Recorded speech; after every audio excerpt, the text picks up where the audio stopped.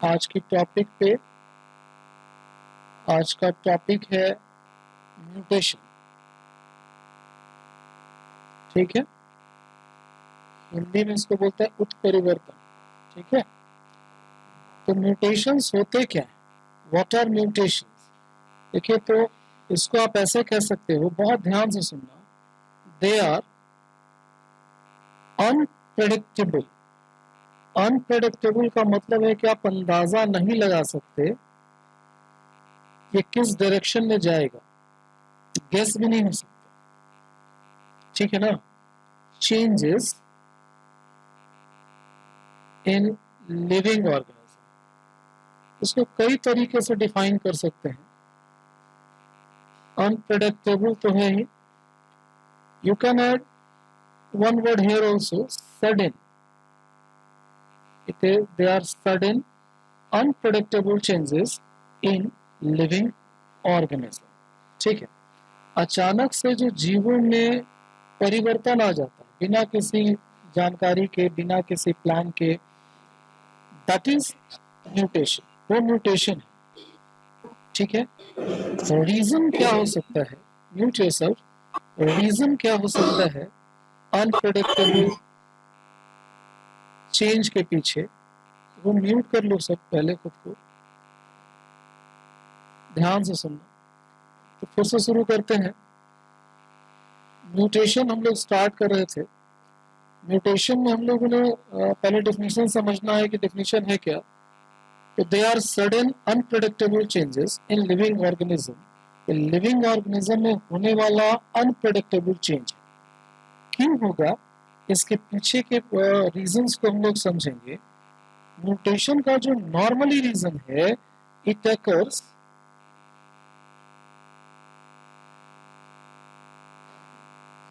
Due to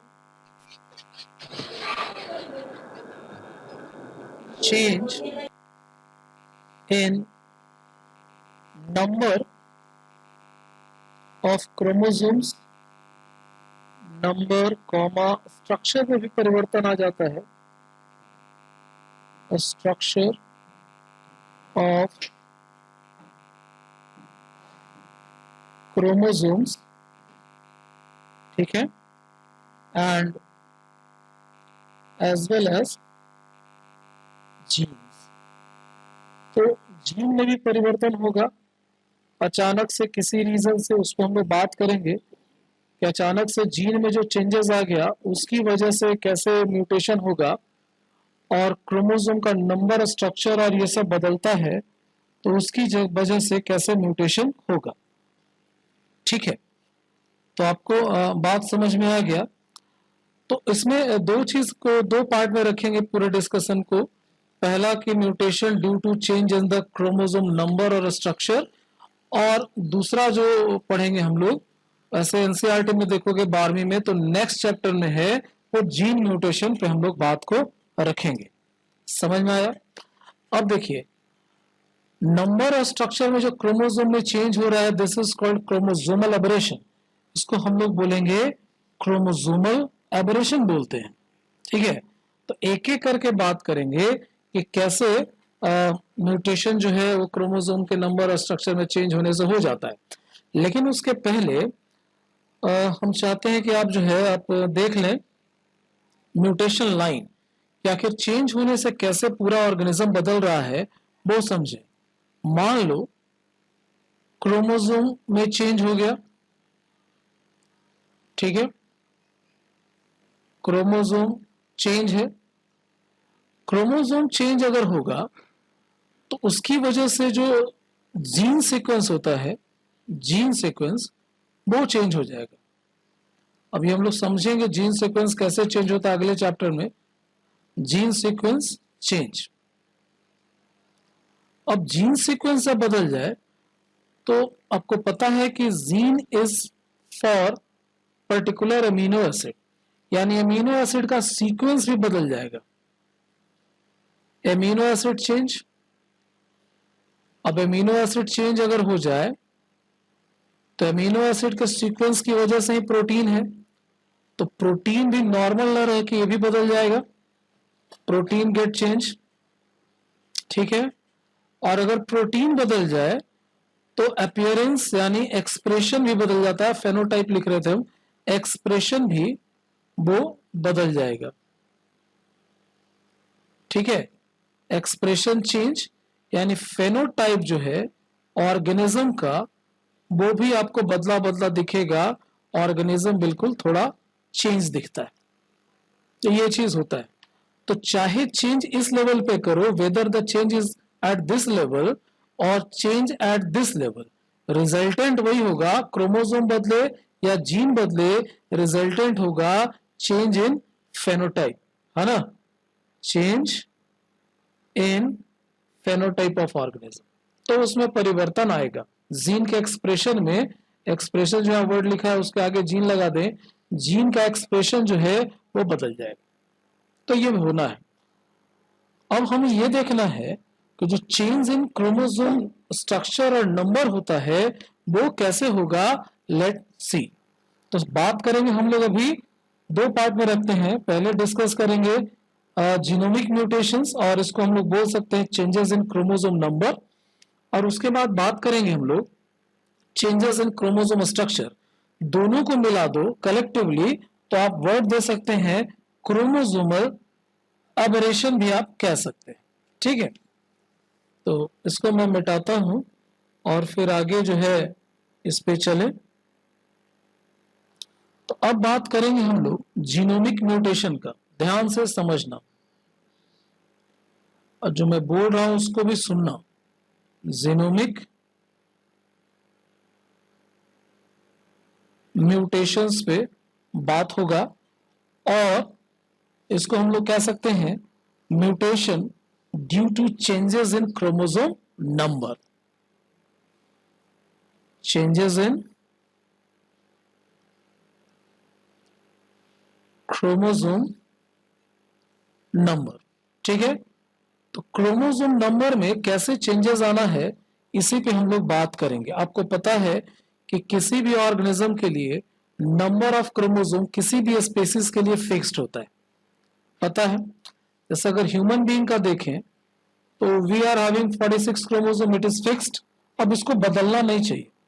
अगर ये बदल गया, संख्या इसका घट गया, नंबर इसका मान लो कि 45 हो गया, 47 हो गया, तो नॉर्मली जो ह्यूमन है वो नॉर्मल नहीं रह पाएगा, उसमें कुछ ना कुछ परिवर्तन आएगा। हम लोग उस पर भी देखेंगे, कुछ डिसऑर्डर है आगे इसी चैप्टर में पढ़ना, उस पर देखेंगे कि क्रोमोसोम का नंबर घटने और बढ़ने से शरीर में, बॉडी के अंदर किस तरह के चेंजेस आ रहे हैं। ठीक है, अब देखो क्रोमोसोम का जो नंबर चेंज होगा इसमें दो चीजें कही जा सकती हैं, है ना, टू थिंग्स। जीनोमिक म्यूटेशन में आप बोल सकते हैं, और you can say genomic mutation can be of two types, वो दो तरह का है। वन इज द यूपोलाइडी, और जो दूसरा है दैट इज एनयूपोलाइडी। एनयूपोलाइडी, है ना, स्पेलिंग वही है, सिर्फ आगे में एन लगा दो, एन यू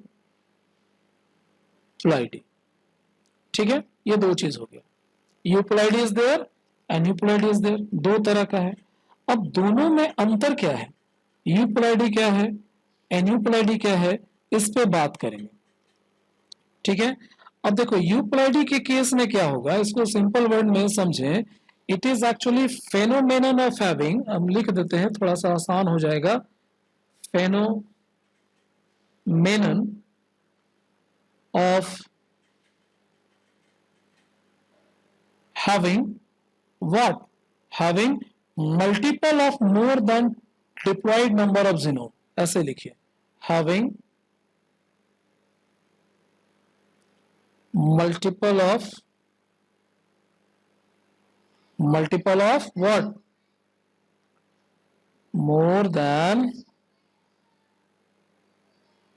डिप्लॉइड नंबर, तो आप समझते हैं डिप्लॉइड नंबर ऑफ जीनोम। ठीक है, डिप्लॉइड नंबर ऑफ जीनोम। ठीक है, इट मींस ये क्या हो गया, डिप्लॉइड का मतलब आप समझ लो, नॉर्मली क्या है 2n है डिप्लॉइड, अगर ऑर्गेनिज्म में ये 3n हो जाए 4n हो जाए, 6n हो जाए, लाइक दिस, तो दिस इज यूपोलॉइडी। ठीक है, अगर n हो जाए, n हैप्लॉइड हो गया, n इज हैप्लॉइड, 2n क्या हो गया, डिप्लॉइड, डिप्लॉइड। 3n पे बात करेंगे तो 3n क्या हो सकता है, 3n इज ट्रिप्लॉइड। सिमिलरली उसके आगे है तो आप पॉलीप्लॉइड कह दीजिए, ठीक है ना। या पॉलीप्लॉइड आप तब भी कह सकते हैं अगर मान लो यूपोलॉइडी हुआ है having more than 2 sets of chromosome, तो 2 से ज्यादा हो गया तो आप उसको इस सब को पॉलीप्लॉइड कह सकते हो।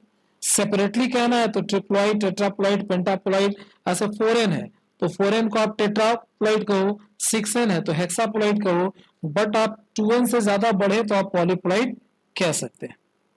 ठीक है, तो अब समझने की कोशिश करेंगे कि पॉलीप्लॉइडी बात तो पॉलीप्लॉइडी का होगा, 2n इज नॉर्मल, है ना। बात हम लोग करेंगे पॉलीप्लॉइडी का कि पॉलीप्लॉइडी क्यों होगा, कैसे होगा, रीजंस क्या है इसके पीछे, क्या सब चेंजेस शरीर के अंदर आएगा, तो उस पर हम लोग बात करेंगे। यहां तक तो समझ गए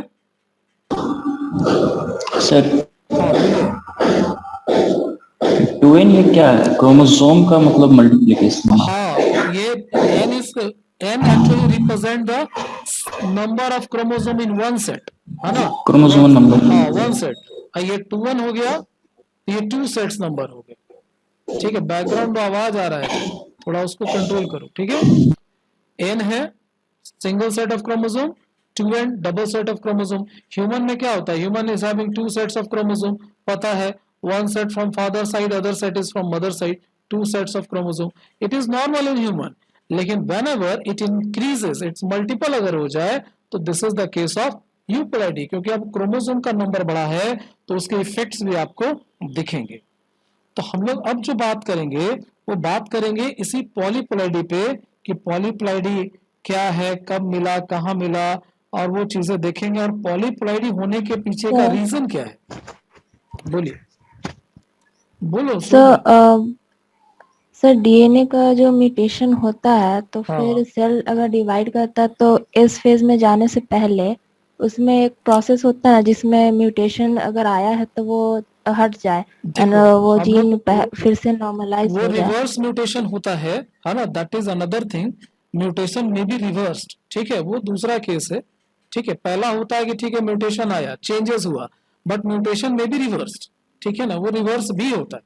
ठीक है, तो रिवर्स होगा तो फिर उसमें चेंज नहीं आएगा? हाँ, अगर रिवर्स हो गया तो चेंज नहीं होगा, या बहुत माइनर चेंज हुआ है तो उसका भी इफेक्ट फेनोटाइप पे नहीं दिखता। ठीक है, इस पे भी हम लोग बात करेंगे, बट वन बाय वन हम लोग करें तो अच्छा रहेगा, सारी चीजें टॉपिक खत्म होते होते तक क्लियर हो जाएंगी। ठीक है, तो बात करेंगे हम लोग पॉलीप्लॉइडी पे, ध्यान से सुनना। कभी सोचा है कि कोई ऑर्गेनिज्म डिप्लॉइड है तो वो टेट्राप्लॉइड कैसे हो गया या ट्रिप्लॉइड कैसे हो गया, है ना, कैसे हो गया, रीजन क्या है। पॉलीप्लॉइड में हमने अभी क्या देखा, it is increase in the number of chromosome sets beyond the diploid number. Normal क्या है, डिप्लॉइड नंबर, और इसके आगे जो अगर हो गया 3n 4n तो इसको हम लोग पॉलीप्लॉइड कहते हैं, ये तो पता है। अब कभी कभी एग्जाम में पूछता है कि भाई पॉलीप्लॉइड को किसने पहले देखा, तो साइंटिस्ट हैं इसके लुट्स, LUTZ, लुट्स, इन 1907, ठीक है ना, और ये इसमें इन्होंने देखा। ठीक है, अब देखिए पॉलीप्लॉइड में 2-3 चीजें तुमको ध्यान में रखना है। पहला चीज, आगे और भी डिस्कस करेंगे, पहला चीज जो ध्यान में रखना, polyploid do not interbreed freely with diploid. देखो ये फीचर है, polyploid do not interbreed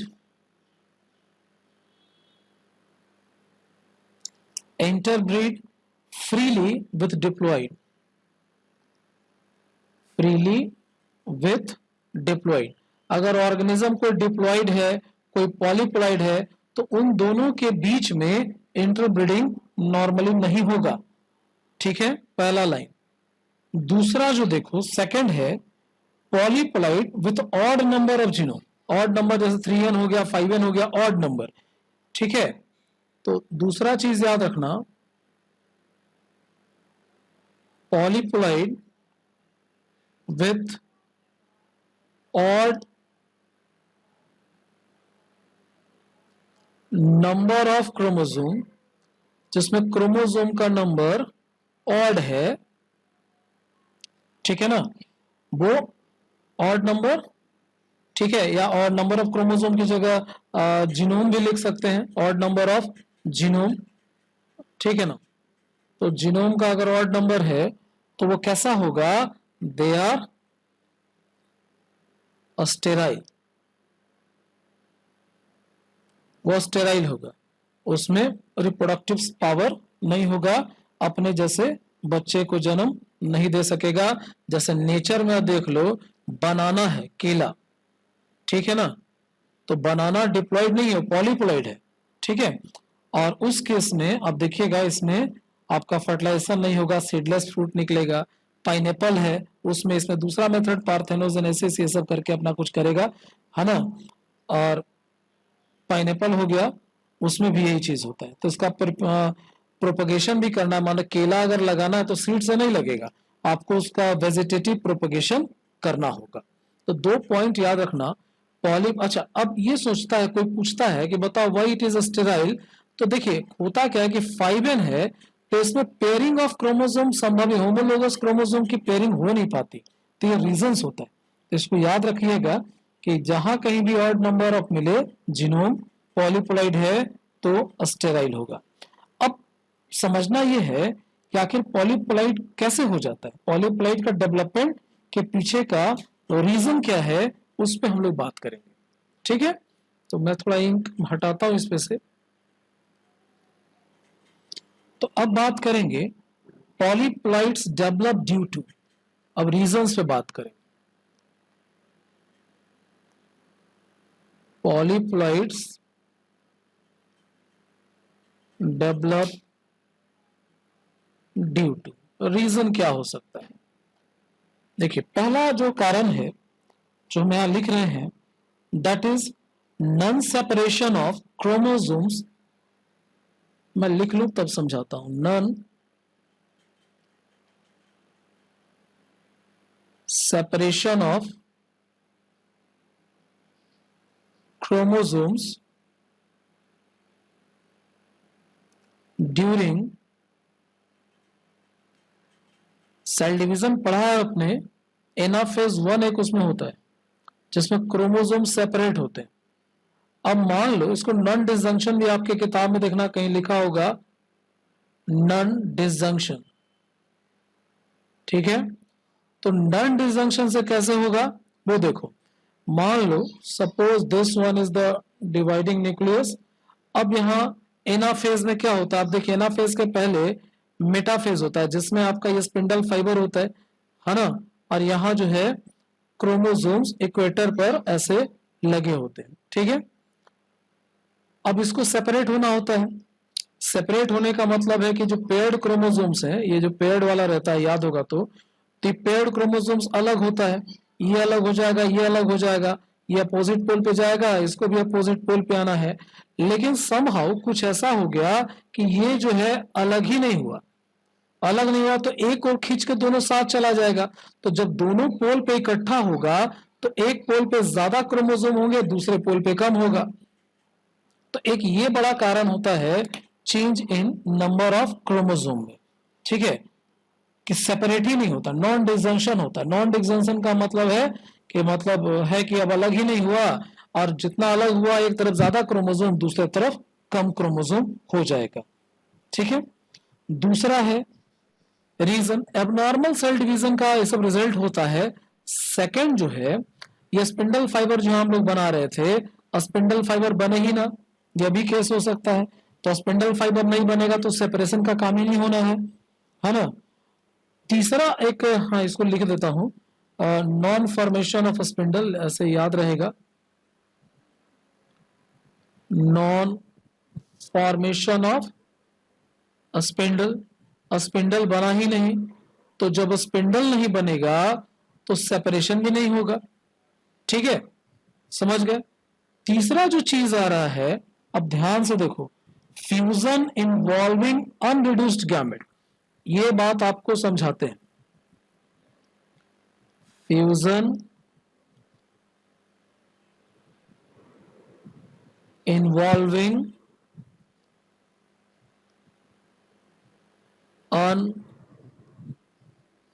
अनरिड्यूस्ड gamete. Unreduced gametes का क्या मतलब है, थोड़ा मैं इधर खाली करता हूं।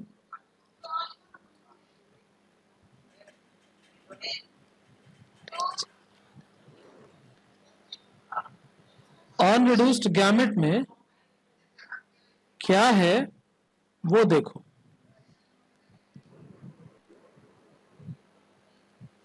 देखो, मान लो ह्यूमन मेल, देख लो, किसी भी ऑर्गेनिज्म का एग्जांपल नहीं ले रहे हैं, एक जनरल ले रहे हैं। मेल है, फीमेल है। नॉर्मली अगर ये डिप्लॉइड है दोनों, तो गैमेट होता है हैप्लॉइड, क्योंकि इससे मायोसिस होता है, आपने पढ़ा हुआ है कि नॉर्मली यही होता है। बट मान लो कि इस केस में मायोसिस नहीं हुआ मेल वाले में, और गैमेट बन गया, तो गैमेट तो डिप्लॉइड ही बन गया। एंड फीमेल वाला देखो ये रिड्यूस्ड है, तो दोनों अगर मान लो कि मिक्स कर गया तो दिस बिकम ट्रिप्लॉइड, ये ट्रिप्लॉइड हो जाएगा। मान लो कि फीमेल वाला भी अनरिड्यूस्ड रह गया, तब ये 3n की जगह क्या हो जाएगा, दिस बिकम 4n। ठीक है, तो फ्यूजन इन्वॉल्विंग अनरिड्यूस्ड गैमेट में ऑल्सो रिजल्ट्स इन पॉलीपोलाइडी, वो पॉलीपोलाइडी में रिजल्ट करता है। ठीक है, तो इसको आप याद रखिएगा। ठीक है, तो अच्छा एक चीज और है, आप चाहें तो you can also stimulate the doubling of chromosome. Chromosome के डबलिंग को आर्टिफिशियली आप भी कर सकते हो। कैसे करोगे, इंड्यूस्ड कैसे करोगे? देखो, एक केमिकल है, प्लांट से मिलता है, दैट इज कोल्चिसिन। ठीक है, कोल्चिसिन केमिकल है, और दूसरा भी होता है, जैसे ग्रेनोसन हो गया। ठीक है, तो यूज ऑफ कॉल्चिसिन, ये बड़ा फेमस है। कॉल्चिसिन दूसरा भी है, ग्रेनोसन, ये सब भी होता है। तो कॉल्चिसिन का अगर आप यूज करोगे सेल के ऊपर, देखिए कॉल्चिसिन को हम लोग सीधा सीधा कहते हैं इट इज माइटोटिक पॉइजन। ठीक है, कॉल्चिसिन को हम लोग कहते हैं माइटोटिक पॉइजन। अब पॉइजन लिख रहे हैं तो इसका मतलब यह है कि सिंपल माइटोसिस तो ये होने नहीं देगा। ठीक है, तो जैसे ही आप इसको यूज करेंगे सेल के ऊपर, ठीक है, it results in doubling of chromosome. Chromosome का नंबर ये डबल कर देगा। समझ में आया? ये डबल कर देगा। देखिए ये जो कोल्चोसिन है आपको मिलता है कॉर्म से, कॉल्चिकम उसका नाम है, कॉल्चिकम कॉर्म, उससे ये मिलता है। अगर आप कॉल्चिसिन यूज करेंगे सेल के ऊपर तो ये माइटोसिस होने नहीं देगा, और that results in doubling of chromosome. Chromosome की डबलिंग कर देगा ये। तो ये कुछ रीजंस हैं बिहाइंड पॉलीपोलाइडी। ठीक है, अब इसके बाद आगे आता है टाइप्स ऑफ पोलाइडी पे बात हम लोग करेंगे। देखो, there are 3 types of polyploidy. There are 3 types of polyploidy, 3 तरह का है। ठीक है, पहला जो पॉलीपोलाइडी का टाइप है that is called auto polyploidy. Auto polyploidy. ठीक है, दूसरा जो टाइप है second that is allo polyploidy. ठीक है, और तीसरा है, दोनों का मिला दो, auto allo polyploidy. Auto allo polyploidy, ठीक है। तो auto polyploidy, allo polyploidy and auto allo polyploidy. अब एक एक करके समझेंगे कि ऑटो पॉलीप्लॉइडी का मतलब क्या है वो देखेंगे। अब जैसे मान लो ऑटो पॉलीप्लॉइडी में कहते हैं increase in number of the same genome. Same genome का मतलब जैसे मान लो कि नॉर्मल ये है डिप्लॉइड में, तो इसी में सेम वाला बढ़ेगा, ठीक है। ऐसे देखो ट्रिपल ए हो गया, सेम जीनोम अगर बढ़े तो this is called auto polyploidy. एक और देख लो, जैसे मान लो कि 4 बार बढ़ जाए तो इसको तो आप ऑटो ट्रिप्लॉइड बोल देंगे और दिस इज ऑटो टेट्राप्लॉइड ऐसे बोल देंगे। बनाना जो बता रहे थे, तो बनाना क्या है, बनाना है ऑटो ट्रिप्लॉइड, ठीक है ना। तो इसीलिए उसमें सीड नहीं बनता, बनाना इज ऑटो ट्रिप्लॉइड। और एक एग्जांपल ऑटोप्लॉइडी टेट्राप्लॉइड का, हाँ पोटैटो ले सकते हैं, पोटैटो गेहूं, ठीक है ना, सॉरी गेहूं हेक्साप्लॉइड है, पोटैटो इज टेट्राप्लॉइड। और व्हीट देखेंगे तो व्हीट आपका हेक्साप्लॉइड, ठीक है। गेहूं जो उसका हम लोग ये यूज करते हैं रोटी बनाने में, ठीक है, तो हेक्साप्लॉइड होता है। तो यहां तक तो समझ गए, ठीक है। अब देखो जो अनपेयर्ड है, अनपेयर्ड का मतलब ये वाला देखो अनपेयर्ड है, तो अनपेयर्ड पॉलीप्लॉइड को हमने कहा था कि ये कैसा होगा, दैट इज अस्टेराइल, ये अस्टेराइल हो जाएगा, ठीक है, समझ गए। अच्छा अब मान लो कि इसका इफेक्ट क्या होगा, अगर मान लो कि अस्टेराइल है तो ऑटोट्रिप्लॉइड अस्टेराइल है, सेक्सुअली अस्टेराइल। और सेक्सुअली अस्टेराइल होने का मतलब है कि ये सीड बनेगा इसमें, इसमें ये हो जाएगा No, sir. सीडलेस हो जाएगा, ये सीडलेस हो गया। अब देखो वाटरमेलन जानता है, वाटरमेलन, देखो एक वाटरमेलन वही तैयार किया गया है जापान में, ठीक है ना, वैज्ञानिक का नाम किहारा, आई थिंक किहारा, हाँ। तो सीडलेस ऑटोट्रिप्लॉइड वाटरमेलन बनाया गया इन जापान, तो उसका साइज बहुत बड़ा हो गया, लार्जर साइज, ठीक है। तो साइज भी अगर देखोगे तो लार्जर साइज होता है, यील्ड ज्यादा है। हम लोग उसको बायो के भाषा में उसको कहते हैं गीगाज इफेक्ट, इसको गीगाज इफेक्ट बोलते हैं, ठीक है। तो गीगाज इफेक्ट का मतलब क्या है, लार्जर साइज हायर यील्ड। देखो साइंटिस्ट इन्हीं सब चीजों को यूज करते हैं, लार्जर साइज, साइज बड़ा और उपज भी ज्यादा, ठीक है, यील्ड हायर और हायर यील्ड, समझ गए। तो दिस इज कॉल्ड गीगाज इफेक्ट। तो ऑटो पॉलीप्लॉइडी में मान लो कि तुम साइंटिस्ट बन गए, प्लांट आपको डेवलप करना है, तो ऑटो पॉलीप्लॉइड आप यूज कर सकते हैं, ऑटो पॉलीप्लॉइड के मेथड इस्तेमाल कर सकते हैं।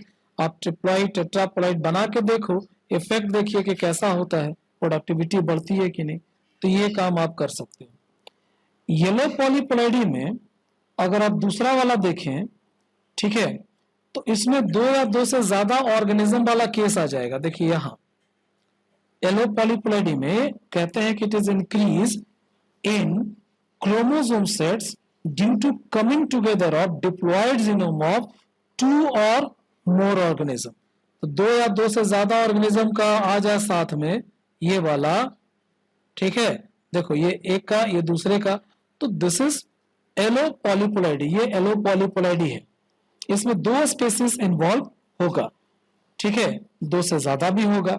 अब मान लो कि 2 इन्वॉल्व हो रहा है तो उसको ऑटो टेट्राप्लॉइडी कह देना, ठीक है। तो मान ऐसे आप इसको सीधा रखें, एलो पॉलीप्लॉइडी इन्वॉल्विंग 2 स्पीसीज, उसमें अगर 2 स्पीसीज इन्वॉल्व है, इसको अच्छे से पढ़ना बड़ा काम आता है ये, इन्वॉल्विंग 2 स्पीसीज इज, यहां इन्वॉल्विंग लगा दो, involving 2 species is called क्या बोले, और एलो टेट्रा पोलाइडी, एलो, तो इसका डिप्लॉइड, ये डिप्लॉइड मिलके हो गया टेट्रापोलाइड, टेट्रापोलाइडी इसको बोलते हैं, इट इज कॉल्ड एलो टेट्रापोलाइडी। ठीक है, अब देखो मान लो कि ऐसा ऑर्गेनिज्म है जो एलो टेट्रापोलाइडी दिखा रहा है, उसको दूसरे नाम से भी जान सकते हैं। जैसे अगर आप इसको देखो, ये भी डिप्लॉइड, ये भी डिप्लॉइड, तो आप चाहें तो इसको डबल डिप्लॉइड भी कहें तो कोई दिक्कत नहीं है, डबल डिप्लॉइड आप इसको कह दीजिए, कहीं कोई दिक्कत नहीं, कोई इशू नहीं। ठीक है, डबल डिप्लॉइड आप इसको बोल दो। ठीक है, या चाहो तो दूसरा नाम भी दे सकते हो, एम्फी डिप्लॉइड भी कह सकते हो। बात समझ में आया? अब इसका एग्जाम्पल कुछ बता दें, यहाँ खींच के ऐसे लाइन लिख दें इसका एग्जाम्पल। तो इसका एग्जाम्पल अगर देखोगे तो जो कॉटन है, जिससे रुई मिलता है ना, तो कॉटन है, ये हो गया इसका एग्जाम्पल। ठीक है, या एक American cotton, actually American cotton वो हो गया। फिर ड्यूरम व्हीट एक होता है, ट्रिटिकाले बोलते हैं। ठीक है, ड्यूरम व्हीट, और एक ट्रिटिकाले भी है जिसको राई कहते हैं। ठीक है, तो वो भी इसका एग्जाम्पल है। तो इसे एग्जाम्पल आपको कई मिलेंगे। अब देखिए एलो पॉलीपोलाइडी में, जरा स्क्रीन को हम साफ करेंगे।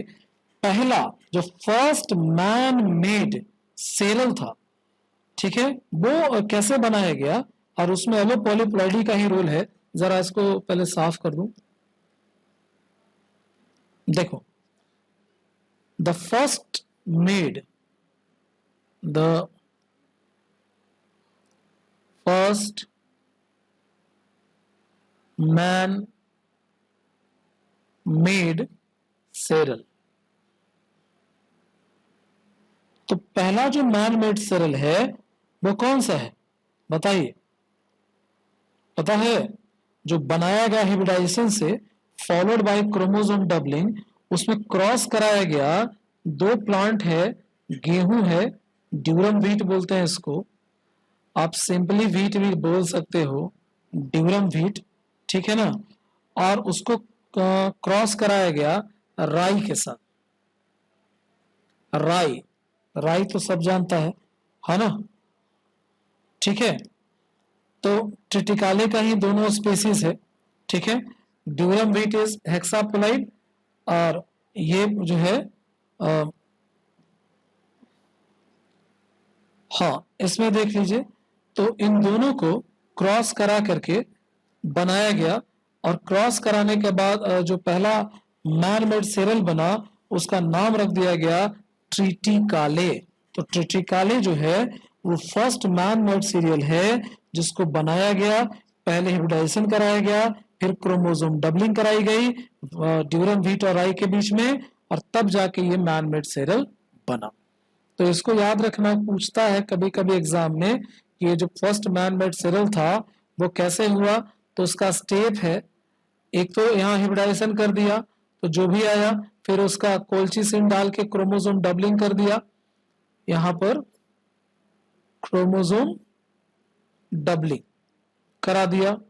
अब क्रोमोसोम डबलिंग हो गया, and that results in formation of first man made cereal ट्रिटिकाले।